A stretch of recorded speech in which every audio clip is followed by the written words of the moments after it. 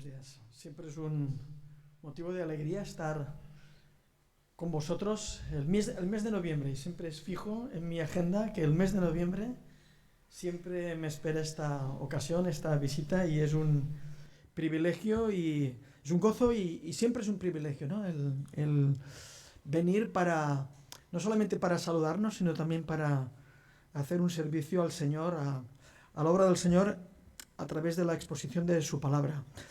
En esta mañana vamos a meditar en un salmo. Se han leído varios y ahora vamos a leer otro más, que es el Salmo número 16. El Salmo 16. Un salmo que nos habla de la posibilidad de una vida de gozo pleno y duradero. Y dice así el Salmo 16. Guárdame, oh Dios, porque en ti he confiado. Oh alma mía, dijiste a Jehová, tú eres mi Señor. No hay para mí bien fuera de ti. Para los santos que están en la tierra y para los íntegros es toda mi complacencia. Se multiplicarán los dolores de aquellos que sirven diligentes a otro Dios. No ofreceré yo sus libaciones de sangre, ni en mis labios tomaré sus nombres. Jehová es la porción de mi herencia y de mi copa. Tú sustentas mi suerte. Las cuerdas me cayeron en lugares deleitosos, y es hermosa la heredad que me ha tocado. Bendeciré a Jehová que me aconseja. Aún en las noches me enseña mi conciencia. A Jehová he puesto siempre delante de mí, porque está a mi diestra, no seré conmovido. Se alegró por tanto mi corazón y se gozó mi alma. Mi carne también reposará confiadamente, porque no dejarás mi alma en el Seol, ni permitirás que tu santo vea corrupción. Me mostrarás la senda de la vida. En tu presencia hay plenitud de gozo, delicias a tu diestra para siempre. Bueno, es un salmo que si, al menos en la versión Reina Valera, debajo del título aparece una expresión que Mictam de David. Bueno, parece ser, según los entendidos, que Mictam se refiere a una colección de algunos de los salmos que fueron escritos para los tiempos difíciles. Este es un salmo escrito para traer esperanza en un tiempo de dificultad. Y es por esto que el salmo comienza con una petición en forma de súplica por parte de David. Las primeras palabras dicen, guárdame, oh Dios. Esta es la entrada de este salmo. Esto nos revela el corazón y la situación de David. Señor, guárdame. Señor, protégeme. Señor, cuida de mí. Pienso que uno de los valores principales, de los muchos que tienen el libro de los Salmos, es que nos muestran a David, un hombre que se nos define conforme al corazón de Dios, pero al mismo tiempo un hombre que es profundamente humano y que no nos esconde sus emociones y sus estados de ánimo. Y aunque David fue una persona del agrado de Dios, él experimentó la misma clase de problemas, de preocupaciones y de angustias que experimentamos también cualquiera de nosotros. ¿Y quién de nosotros no le pide o no le ha pedido a Dios, no una, sino muchas veces, incontables veces, exactamente lo mismo que está pidiendo a gritos David en este salmo? Señor, guárdame. Señor, cuídame. Señor, protégeme. Son tantos, ¿verdad?, los desafíos y las amenazas, las incertidumbres a las que nos enfrentamos. Incertidumbres en cuanto a la salud. Cuando hemos comenzado habéis compartido que hoy mismo hay hermanos y hermanas en la iglesia que están experimentando y enfrentando grave incertidumbre respecto a un asunto relacionado con la salud. Pero en otras ocasiones hemos experimentado incertidumbre en cuanto a nuestro trabajo, en cuanto al futuro que tenemos que enfrentar, situaciones en cuanto a nuestra familia, en cuanto a nuestras relaciones. Tantas y tantas veces enfrentamos diversos tipos de situaciones que de alguna manera nos sacuden y provocan temor e inseguridad en nuestra vida y que nos llevan a exclamar como David: Señor, cuida de mí. Señor, agárrame fuerte. Señor, protégeme. Te necesito. No sabemos bien, porque el Salmo no nos lo cuenta, de qué quiere ser guardado o preservado o protegido David. Pero todo el Salmo está impregnado por este deseo y esta necesidad de protección. Pero pienso que lo más remarcable es que David, una vez ha expresado esa necesidad, no pasa a exponer luego cuál es la causa de su problema, qué es lo que le preocupa y le angustia tanto, sino que lo que hace David es avanzar declarando y celebrando lo que Dios es para él. Qué distinta la actitud de David de nuestra propia actitud, donde cuando nos sentimos agobiados por causa de los problemas que nos afectan, enseguida nos desahogamos tratando de explicarle a Dios, a veces con todo lujo de detalles, cuál es la causa de nuestro malestar. Pienso que es una actitud profundamente humana y comprensible, y creo que Dios lo entiende también y no nos lo reprocha. Pero creo que hay varias razones por las que haríamos bien en imitar a David y no hacerlo. Al menos 5 razones para no abundar en la queja y en cambio centrarnos y focalizarnos en traer a nuestra mente lo que Dios es. A veces profundizamos en la causa de nuestros problemas como si Dios no lo supiera. Pero lo cierto es que Él conoce mucho mejor que nosotros mismos cuál es la causa de nuestro dolor. Él tiene la perspectiva completa, nosotros no. A veces insistimos en nuestros problemas y en sus causas como queriendo doblegar la voluntad de Dios, como queriéndole obligar a Él a ayudarnos. Y a Dios no le tenemos que obligar. Ya sabemos que en sus promesas está la seguridad de que nuestras vidas están en sus manos. No le tenemos que forzar a Él a hacerlo.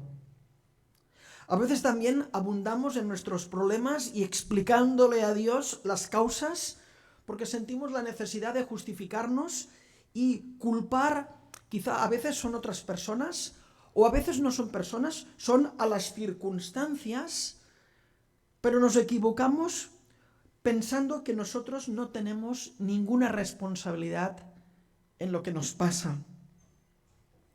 A veces nuestra petición tiene un fondo de queja, como si Dios en alguna medida fuera también el responsable de aquello que nos afecta. Y en último lugar, la quinta razón que se me ocurre para no perder demasiado tiempo con Dios tratándole de explicar las causas, los culpables de nuestros problemas, es que tratar de identificar el culpable no cambia nada. Es una pérdida de tiempo. Así que haríamos mejor imitar a David.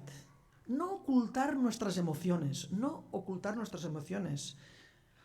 sino como él expresar, desnudarnos delante de Dios: Señor, estoy afligido, estoy agobiado, estoy confundido, mira mi corazón.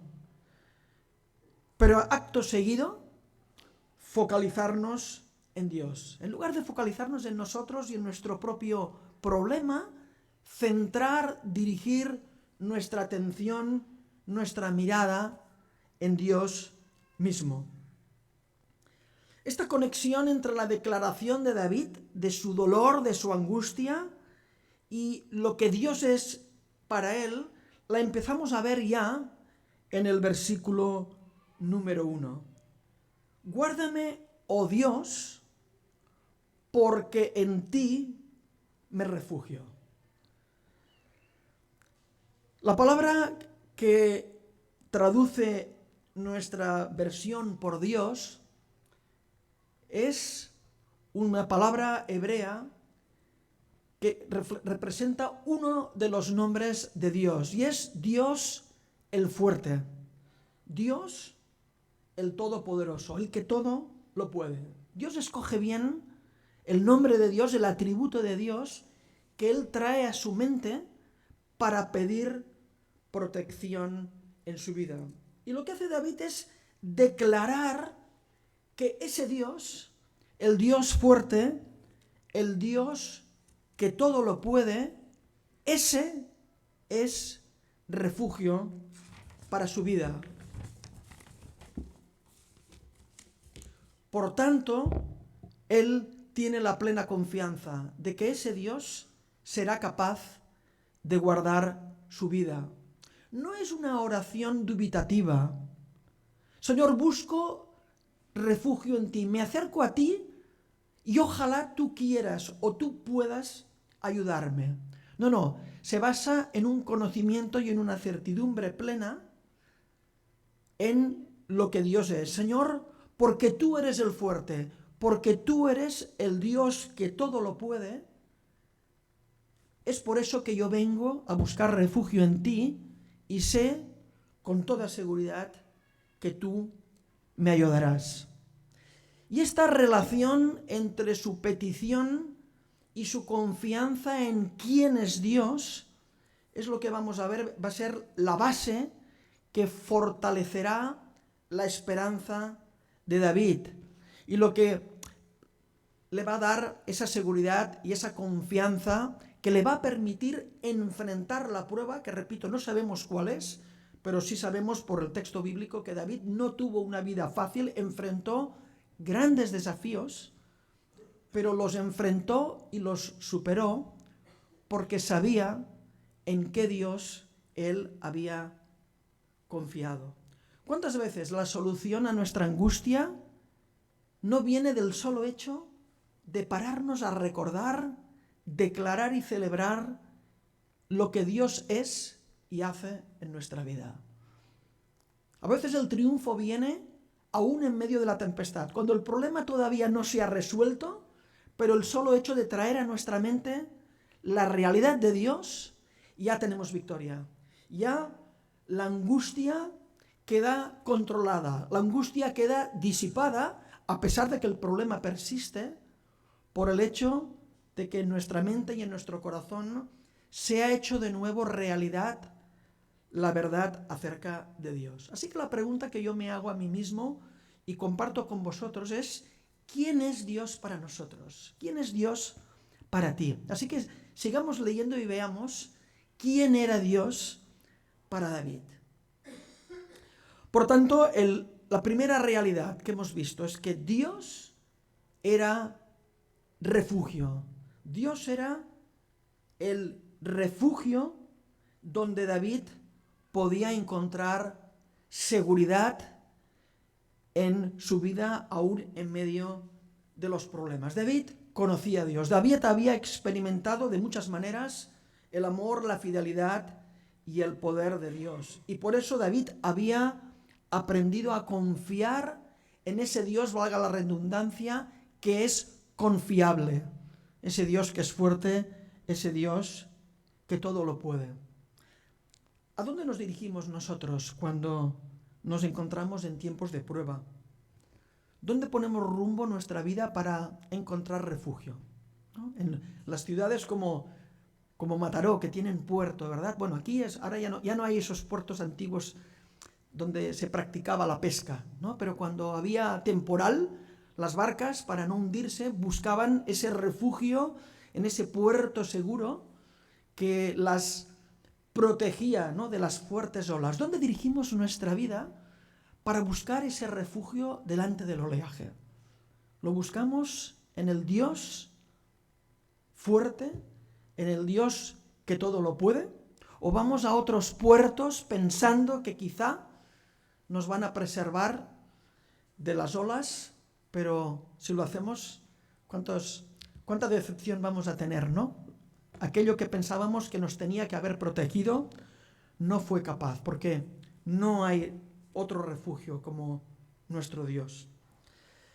En el capítulo 2 continúa diciendo: oh alma mía, dijiste al Señor, tú eres mi Señor.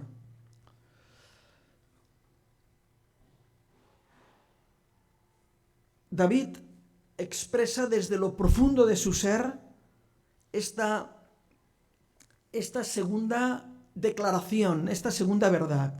Dijiste al Señor, aquí utiliza el texto Yahvé, el nombre propio de Dios, yo soy el que soy.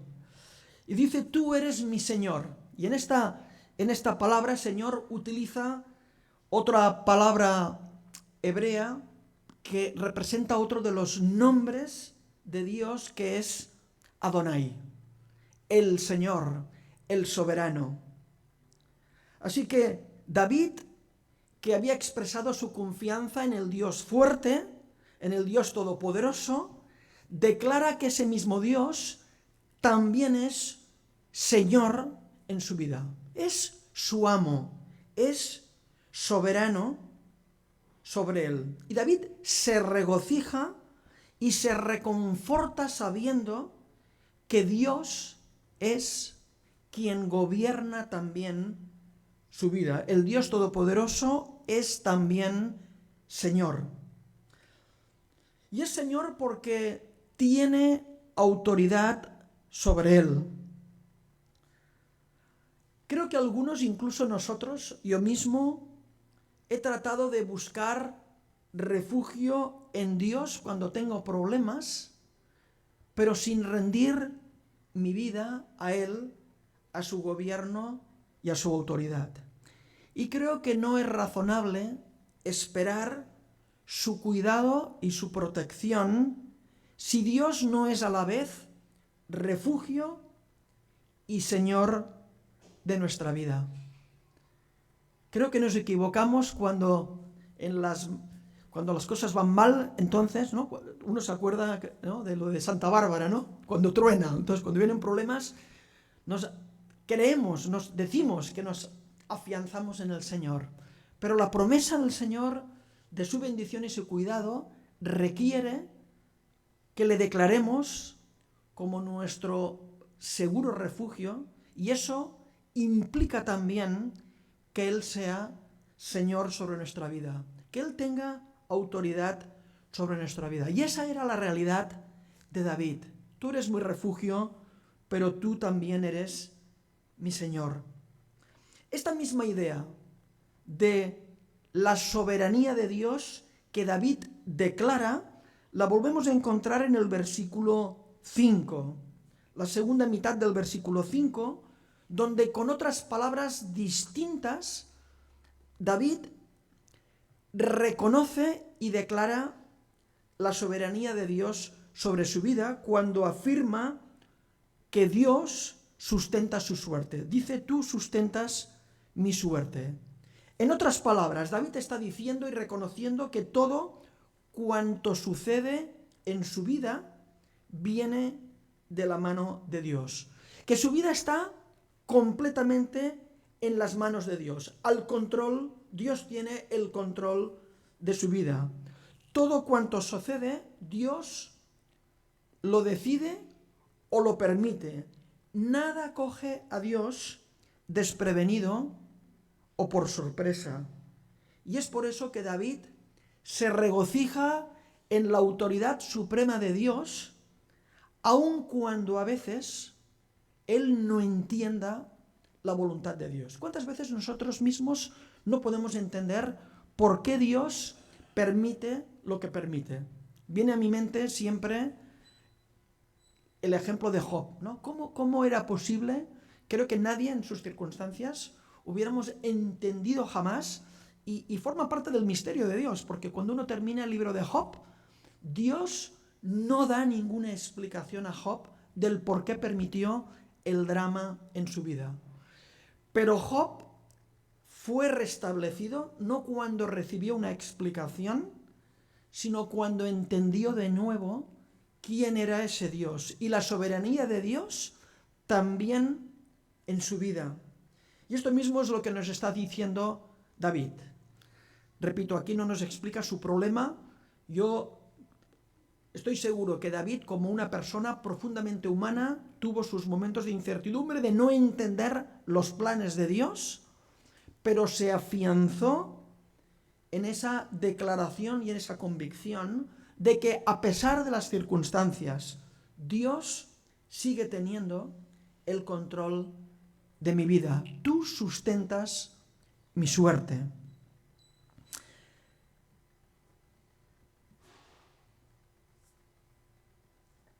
En el versículo segundo vemos otro aspecto, otra declaración acerca de Dios. La segunda mitad del versículo 2 dice: no hay para mí bien fuera de ti. ¿Y de qué nos está hablando esta expresión? No hay para mí un bien, nada que sea mejor o superior que Dios. Y es la idea que Dios es lo más valioso para su vida. Dios es su tesoro. Dios es su tesoro. No hay nada que lo haga más feliz. No hay nada que David considerara más valioso que atesorar a Dios. No hay ningún bien para él que esté por encima o aparte de Dios. Eso no significa que David no apreciara las bendiciones de Dios. Y es obvio que nosotros apreciamos y valoramos y agradecemos las múltiples bendiciones que proceden de Dios y que son bendiciones físicas y materiales: la salud, los bienes, la familia, los amigos, las oportunidades que Dios nos concede para disfrutar de la vida.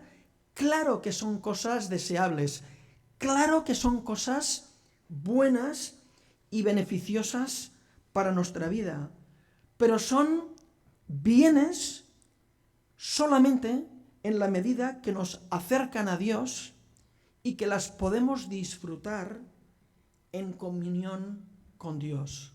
Pero esas mismas cosas, incluso la propia familia, se convierten en ídolos cuando no las disfrutamos en Dios, sino por encima de Dios o aparte de Dios. Por eso es que David no celebra las bendiciones de Dios, sino que celebra al Dios de quien proceden las bendiciones. David se deleita en el Dios que nos bendice. Ese es el tesoro supremo. Dios no nos pide que escojamos entre las bendiciones y Dios. Hay quien dice que la elección que el cristianismo nos ofrece es elegir entre el santo aburrimiento y el impío, la fiesta impía. No, es que Dios, no hay tal dicotomía.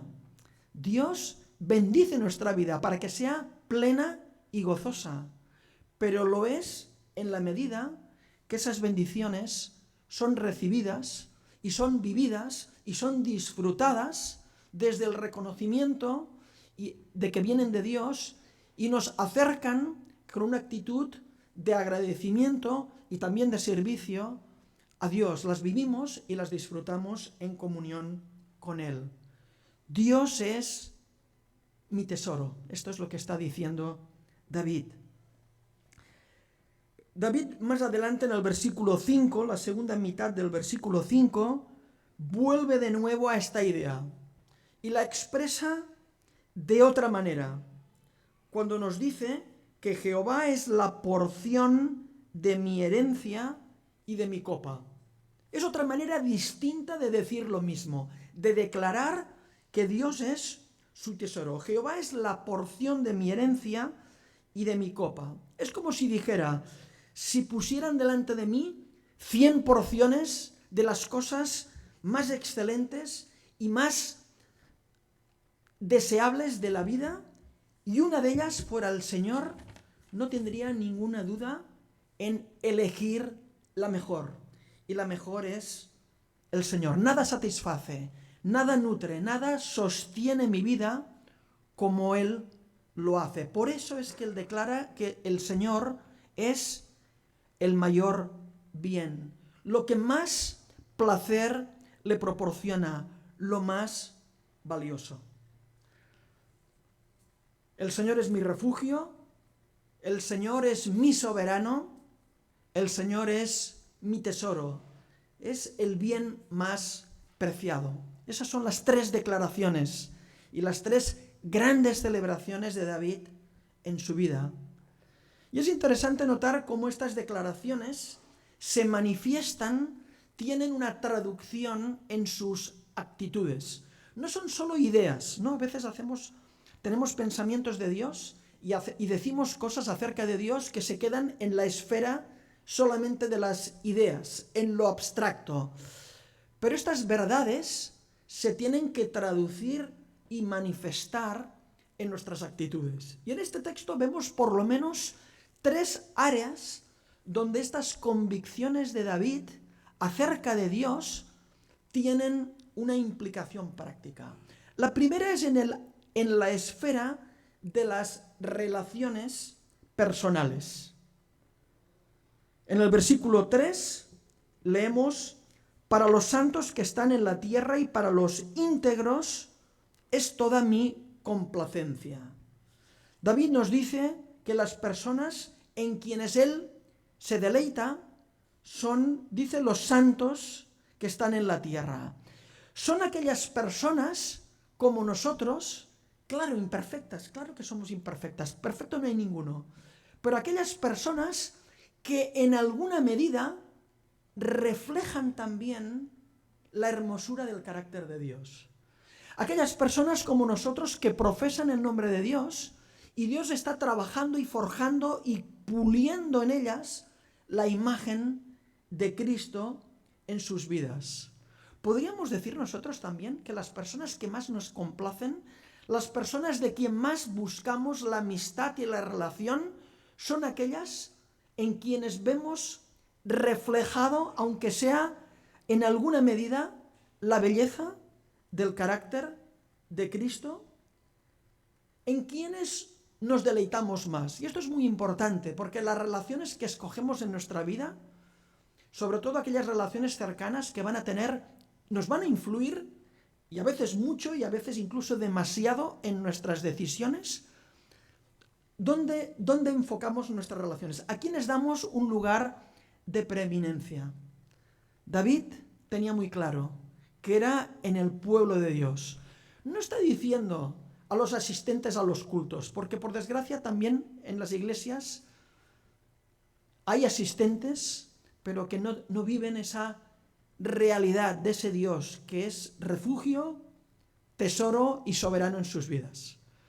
Pero sí está diciendo que mi prioridad está en la comunión con aquellos que, como yo, atesoran a Dios en sus vidas. Estas relaciones son las que bendicen mi vida. Dios me bendice también a través de los hermanos y de las hermanas que le conocen. Y es a través de sus palabras, de sus vidas, de nuestras conversaciones, de sus actitudes, que yo soy bendecido por Dios. Yo soy fortalecido. Dios trae consuelo y seguridad a mi vida cuando yo veo también cómo Él cuida y trabaja en la vida de mis hermanos.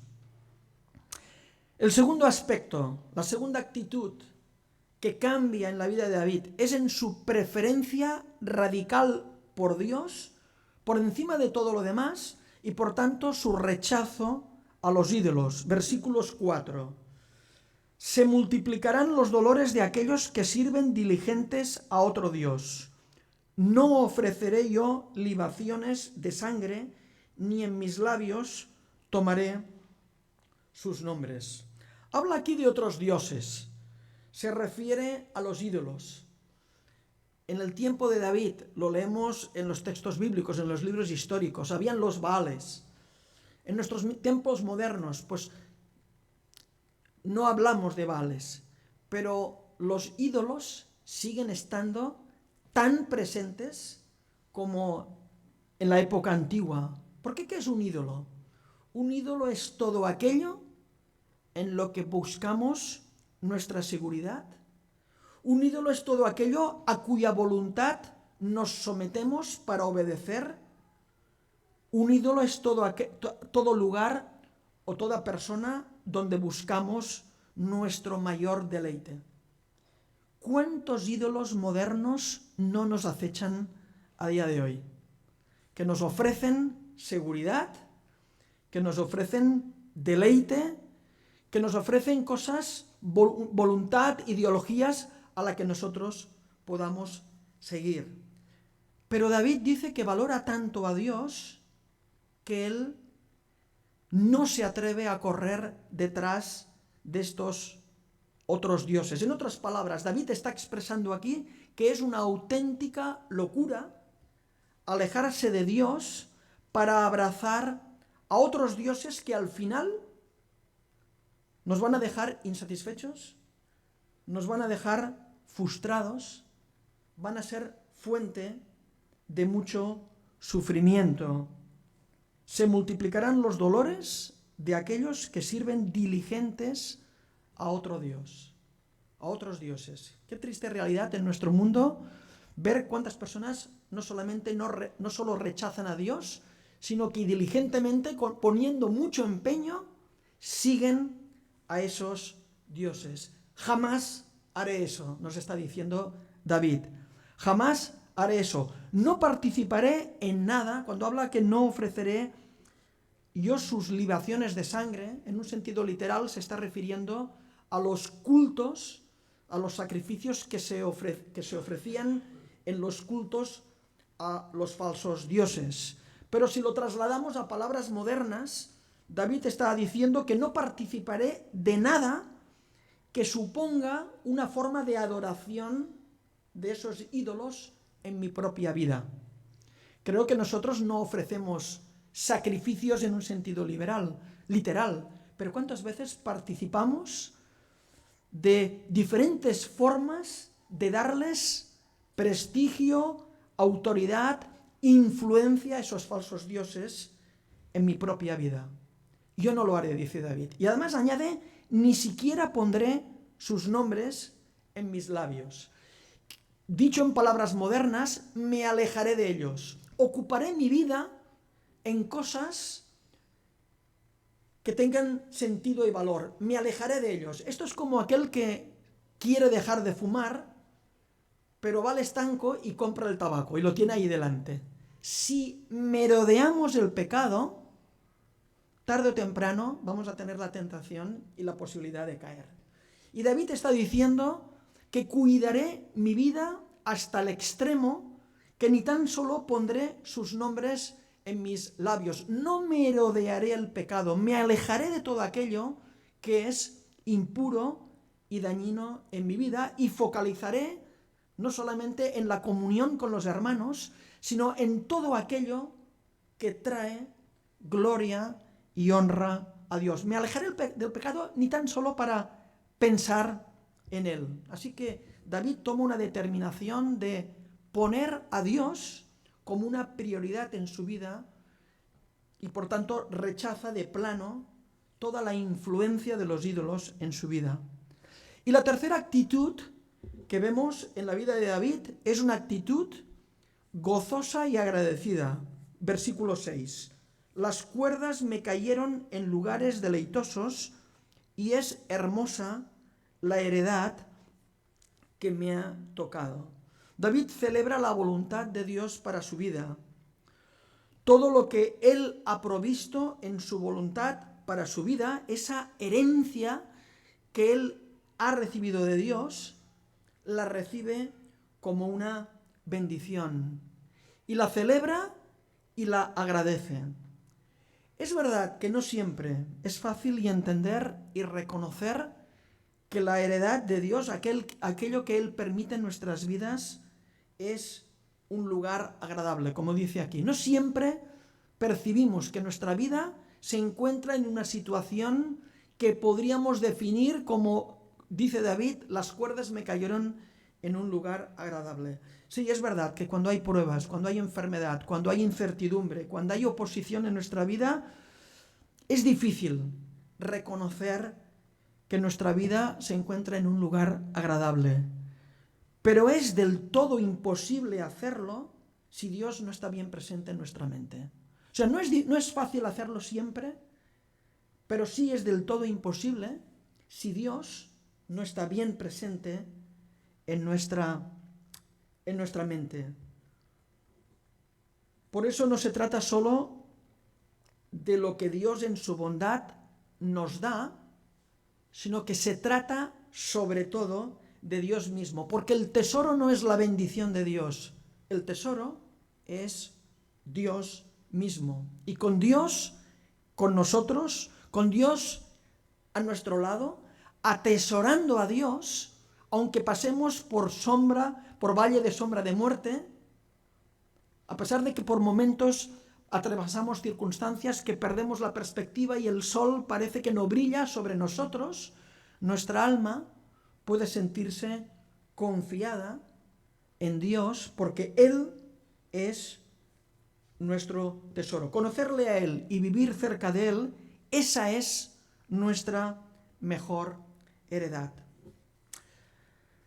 Y aún hay una cuarta declaración de un cuarto y último aspecto que Dios es para David. Y la encontramos en el versículo 7. Bendeciré a Jehová que me aconseja, aún en las noches me enseña mi conciencia. Dios es también su consejero. Los consejos de Dios que podemos encontrar en su palabra guían la vida de David y le hacen sabio para poder conducirse aún en la noche más oscura, cuando las cosas se han puesto difíciles. De manera que David tiene podríamos decir, un buen timón o un buen GPS, ¿no? Que aún en medio de la niebla y aun cuando nuestros ojos físicos no puedan ver por dónde va el camino, por dónde avanza, él tiene una buena dirección porque Dios es su consejero. Dios es la voz a quien él hace caso y él escucha. ¿A qué voces nosotros escuchamos? ¿Quién es el consejero de nuestra vida? Las ideologías y el marketing y muchas voces que nos rodean tratan de influirnos y tratan de dirigirnos en una u otra dirección. Y lo hacen en tiempos de prosperidad, pero también lo hacen y sobre todo en tiempos de dificultad. ¿Quién es nuestro consejero?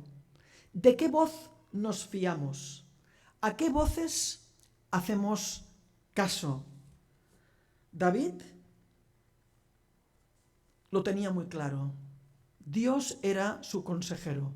Y aún en los momentos de oscuridad, él prestaba atención a esa palabra, a esa voz, para poder tomar decisiones y encaminar sus pasos en la dirección adecuada. Así que durante 7 versículos, David ha estado exaltando lo que Dios es para su vida. Nos ha dicho que Dios es su refugio, nos ha dicho que Dios es su tesoro, nos ha dicho que Dios es soberano en su vida y nos ha dicho en cuarto y último lugar que Dios es su consejero. Y por tanto lo que vemos ahora es que esta confianza plena en Dios se traduce en una gran afirmación que encontraremos en el versículo 8. El clamor con el que empieza el Salmo se transforma en una gran declaración de confianza. Empezó diciendo, Señor, guárdame. Parecía que estaba angustiado. Pero después de haber hecho estas reflexiones, cambia el estado de ánimo de David y en el versículo 8 afirma, a Jehová he puesto siempre delante de mí, porque está a mi diestra, no seré conmovido. Versículo 1, Señor, guárdame, por favor, guárdame, cuídame, protégeme. Versículo 8, a Jehová, al Señor he puesto siempre delante de mí, porque Él está a mi diestra, no seré conmovido. Esa es la conclusión a la que Él llega. Dios me guardará. Con Él a mi lado, nada me hará caer. Mi vida será guardada.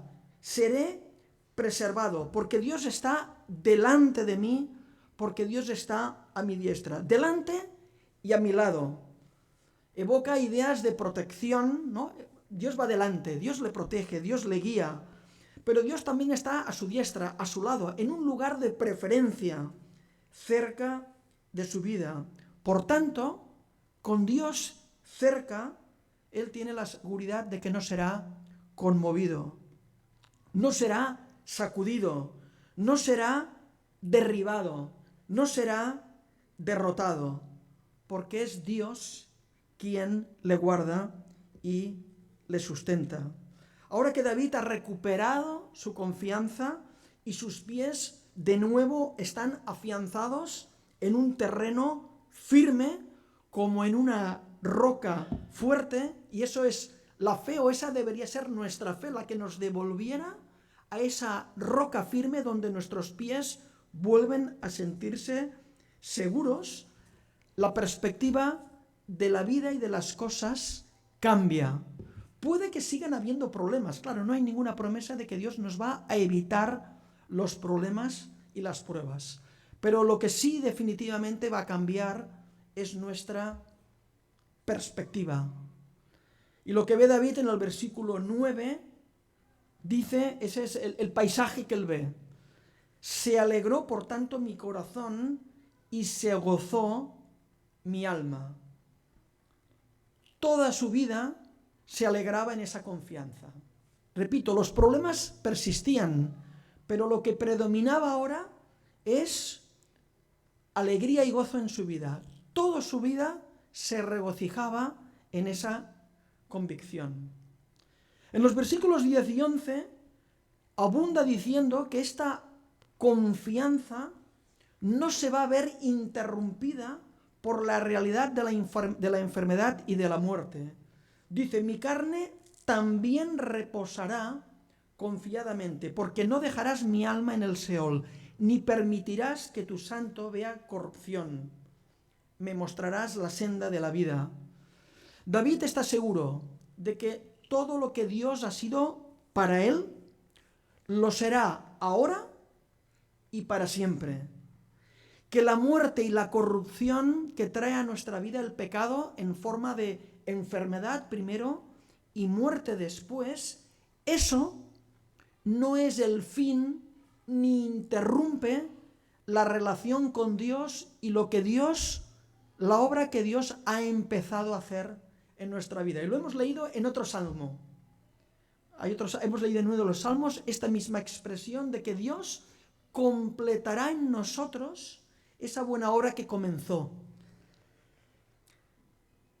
David quizá no podía entender bien todavía cómo esto iba a ocurrir. Este mismo texto, este mismo versículo, es tomado por Pedro en el libro de Hechos y referido a Jesús. Es un texto mesiánico. Nosotros sí sabemos cómo esto ha sido y viene a ser una realidad en nuestra vida, porque Jesús murió por nuestros pecados y resucitó derrotando la muerte, quitándole el aguijón al pecado, de manera que nos ha liberado, como dice Hebreos, ¿no?, a todos aquellos que vivíamos en esclavitud por el temor de la muerte. Y es esa convicción de que la muerte no anula, ni interrumpe, ni imposibilita la obra de Dios en nuestras vidas, porque ese Dios no es el Dios de muertos, es Dios de vivos, como dice el Evangelio de Marcos. Por eso, con esta perspectiva, con esa confianza, es que podemos seguir viviendo confiados, aún en medio de la corrupción, de la enfermedad y de la muerte. Habéis comentado de esta preciosa hermana que está enfrentando un momento difícil.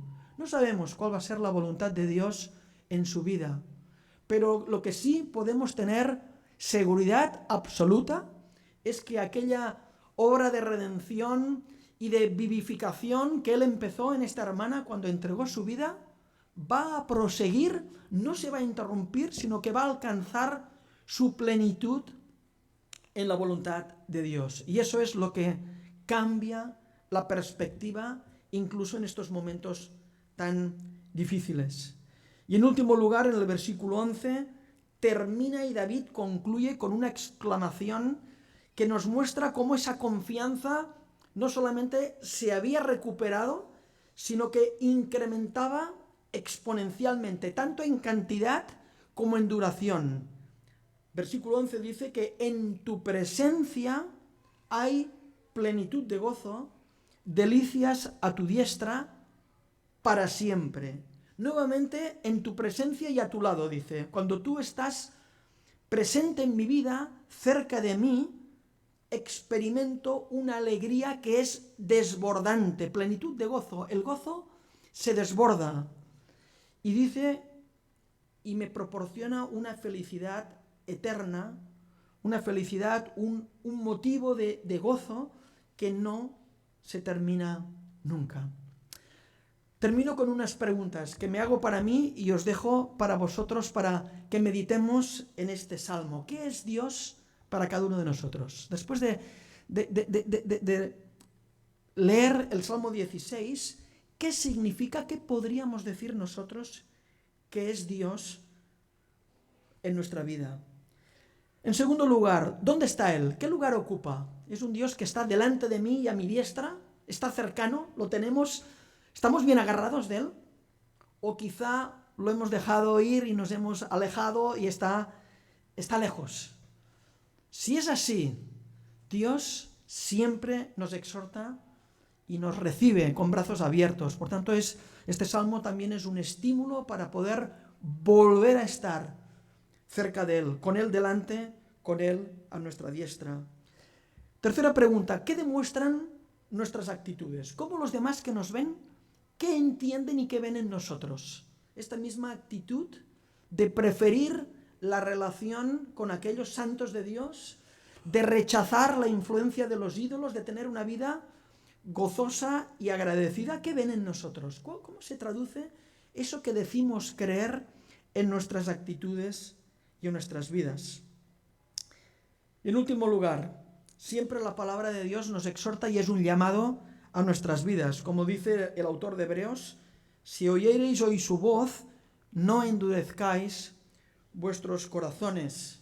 Dios nos llama una y mil veces. Es un Dios que habla, que no deja de hablar y no deja de llamar a nuestra puerta porque Él quiere mostrarnos el camino de la vida. Él quiere concedernos esa alegría de su presencia y ese placer de vivir con Él ahora y para siempre. Quiere el Señor, pues, que seamos animados a buscarle más, a desearle más, a atesorarle más para poder vivir esa experiencia de David, que quizá no evitará los problemas, pero cambiará radicalmente nuestra perspectiva y cómo los enfrentamos, con una actitud de gozo, sabiendo que vamos a un cumplimiento completo y definitivo de la obra de Dios en nuestras vidas. Déjame que termine con una oración. Padre Santo, te damos gracias en esta mañana por quién eres tú. Señor, cómo tú te has revelado a través de tu palabra y te has revelado de una manera completa y definitiva en la persona de Jesús, Señor, y te nos muestras como ese Dios santo y poderoso, pero al mismo tiempo misericordioso, paciente, ese Dios de toda gracia. Señor, te agradecemos tanto que te hayamos podido conocer y que tú quieras, Señor, tenernos en tus brazos para cuidarnos, para protegernos, para cuidar de nosotros. Señor, te necesitamos.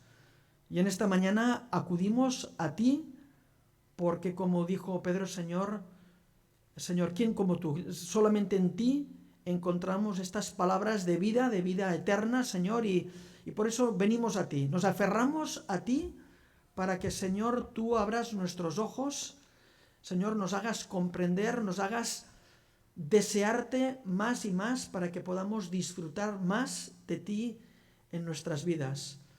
Y lo queremos para que también nuestras vidas resplandezcan, reflejen tu gloria y, Señor, puedan ser vidas de beneficio y de testimonio y de bendición para tantas personas que nos rodean y que todavía no te conocen. Señor, úsanos, Señor, haznos brillar, pero, Señor, haznos brillar en ti.